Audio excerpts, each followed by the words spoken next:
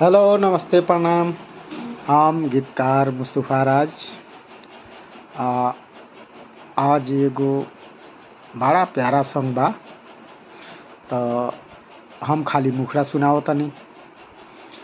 अगर अच्छा लागी तो एगो लाइक कर देम लगी। अगर अच्छा ना लागी तो एगो कमेंट कर देम लगी। के बियाह गइल कैल नगावाना के बियाह गइल कैल नगावाना चढ़ली जवानी का चढ़ली जवानी काला गई हम लवाना के बियाह गइल कैल नगावाना के बियाह गइल।